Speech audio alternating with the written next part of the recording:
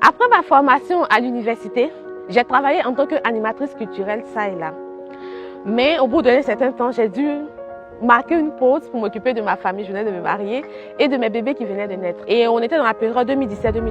Mais vers fin 2019, nous allons être frappés par une tragédie. Alors, on venait de perdre notre bébé de 7 mois.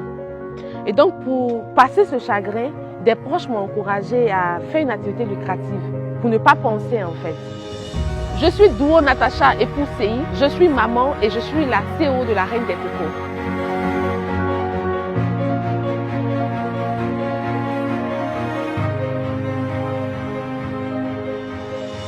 Au bout de quelques temps, donc, je me lance dans le commerce de noix de coco.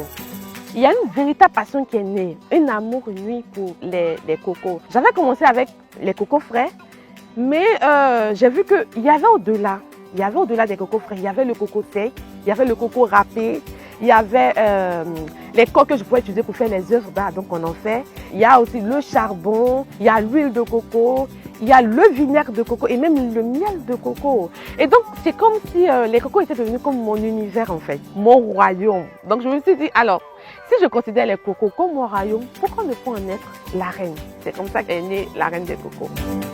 Notre équipe est composée de 9 personnes. Il y a moi, la CEO, un responsable approvisionnement et exploitation, un responsable qui s'occupe de tout ce qui est œuvre d'art et 6 braves dames avec lesquelles nous travaillons sur tout le processus de transformation de la coque en charbon bio. Pourquoi la transformation des déchets et coques?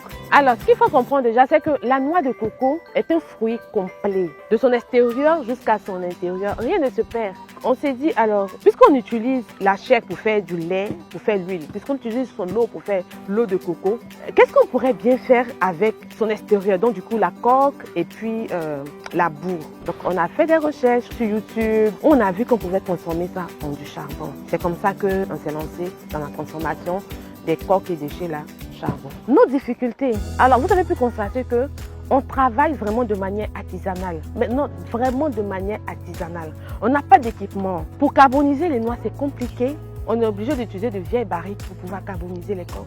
Pour le broyage, c'est tout un problème parce que les dames sont obligées de piler dans un mortier. Ça demande énormément d'efforts physiques. Ce sont des femmes.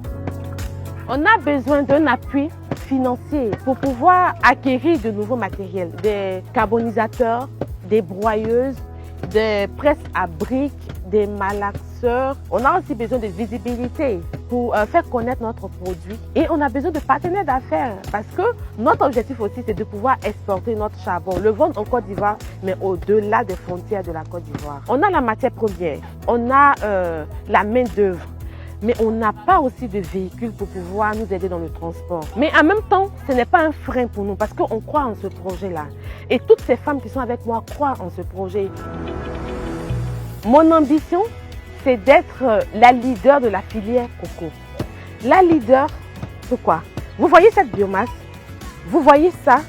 C'est considéré comme une décharge. Mais la Reine des Cocos utilise ce qui est considéré comme décharge là pour produire quelque chose de valeur, le charbon de coco.